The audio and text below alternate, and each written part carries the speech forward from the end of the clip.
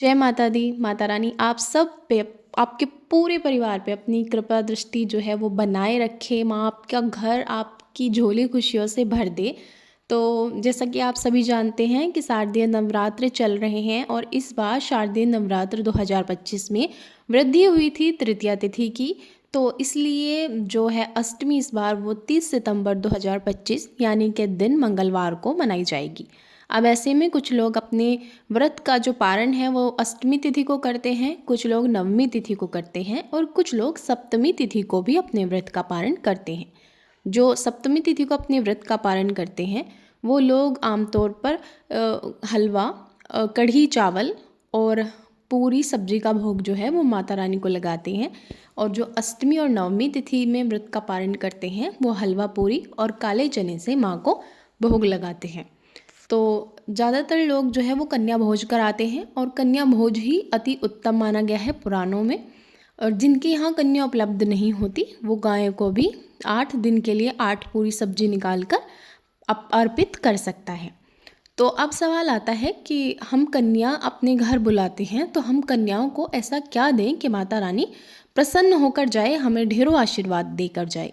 तो देखिए, सबसे पहले जैसे कन्या आपके घर आए तो हमेशा कन्या के पाँव जो हैं आप परात जो होती है आपके घर, थाल होता है बड़ा थाल, उसमें पानी, गंगा जल, दूध और चंदन मिलाकर और फूल डालकर उसको बहुत ही अच्छा सा आप एक मिश्रण तैयार करेंगे पानी का।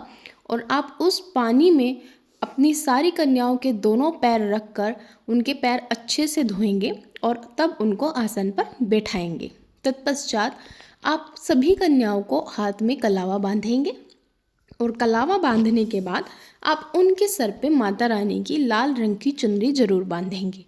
अब ध्यान दीजिए कि कुछ लोग बच्चों को जो है वो ऐसी चीज़ें देते हैं जो लेदर यानी चमड़े से बनी होती है, जो कि माँ की पूजा में देना बिल्कुल निषेध है। इसीलिए कोशिश कीजिए कि आप कन्याओं को टिफ़िन प्लास्टिक के या स्टील के टिफ़िन या कोई कटोरी, प्लेट, ऐसी चीज़ें गिफ्ट में दें।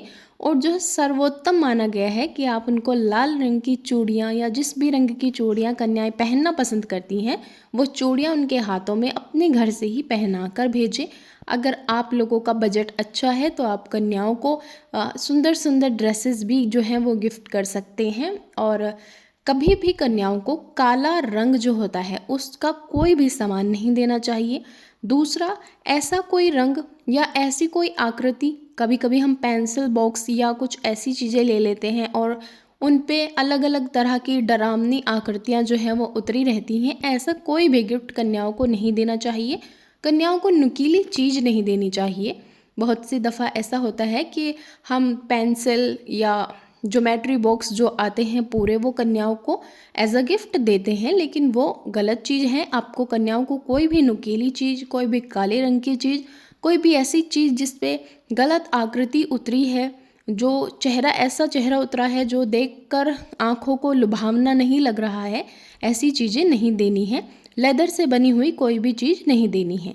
आप उनको कपड़े या फिर आप उनको चूड़ी या फिर आपको स्टील के बर्तन जो हैं आप उन्हें गिफ्ट में दे सकते हैं, या आप उनको क्लचर होते हैं, रबड़ होती हैं, ऐसी चीज़ें दे सकते हैं। दूसरा, अब मैं आपको एक चीज़ बताने जा रही हूँ जो अगर आप अपने घर आई कन्याओं को देंगे तो आपके घर में टिकाऊ लक्ष्मी आएगी। माता रानी आपको आशीर्वाद देकर जाएगी। बहुत सी दफ़ा ऐसा होता है कि घर में पैसा आता है लेकिन वो दिखता नहीं है कि जा कहाँ रहा है और टिकता नहीं है घर पे, चलाईमान लक्ष्मी होती है।